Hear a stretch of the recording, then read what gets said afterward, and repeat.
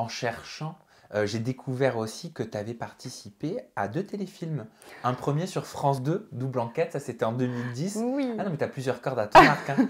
Et l'homme Mais de surtout, tu les as toutes trouvées, hein? Ouais, enfin j'espère que tu me dis si j'ai oublié quelque chose. Non. Et l'homme de la situation sur M6 en Oui, avec 2011. Stéphane C'était Plaza. un rêve, la comédie? Alors, au départ, pas du tout, mais c'est génial. Moi, j'ai adoré. Ça a été des expériences, on va dire, qui se sont proposées plus parce que, pareil, on m'a un peu casté pour passer les auditions. Ensuite, avec l'homme de la situation, c'est par rapport à Stéphane Plaza, qui est un ami.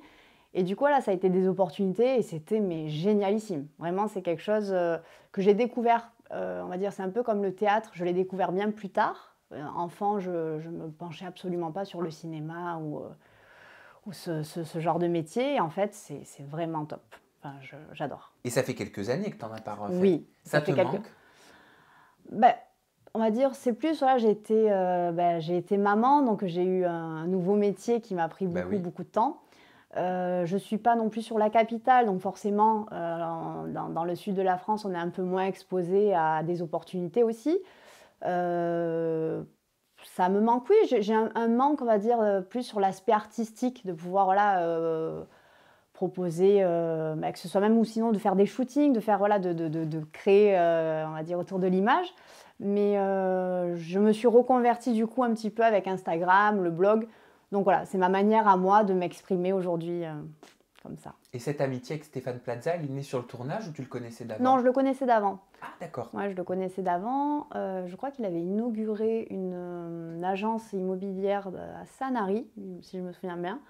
Et on avait passé une super soirée. Et depuis, voilà, ça fait du coup 10 ans. Et c'est une personne que je vois pas souvent parce que, voilà, je veux dire, j'habite dans le sud. Il est en plus très occupé parce qu'il est sur plusieurs fronts. Ah bah, Mais il a ouais, une ribambelle d'agence, il s'arrête pas de des pièces travailler. de théâtre, Mais enfin hors Covid bien sûr, et des ouais, émissions à succès. mais voilà, c'est vraiment une personne en or et je suis vraiment contente de l'avoir connu à l'époque. C'est une personne qui est vraie et voilà, j'ai pu entretenir une belle amitié avec lui. Donc, je suis contente de le connaître. Et tu as participé aussi aux Reines du Shopping. Aussi, tu connais vraiment tout, hein. Ah mais Tout, oui, tout, tout, mais je tout, t'ai dit, tout. t'es un couteau suisse. Ah oui, c'est ça. C'est ça, Comment avec elle s'est Alain faite cette Shopping. participation? Comment ça s'est passé avec Christina? Alors, c'était, on va dire, ça aussi, ça a été une expérience. J'ai été donc, pareil, on m'a proposé donc de faire l'aventure. C'était une spéciale influenceuse. Donc là, je trouvais ça intéressant parce que j'allais être challengée avec des filles dont voilà, c'était le métier. Surtout que j'ai un aspect, on va dire, plutôt classique dans mon style vestimentaire. Donc là, je prenais un sacré risque pour moi de m'exposer à des nanas très pointues, très branchées mode, où j'allais me faire juger sur mes looks. Donc j'avais une grosse appréhension, mais c'était une super aventure. Et ouais, ça s'est quand même bien passé. Bon, Christina, magnifique plante, elle est arrivée.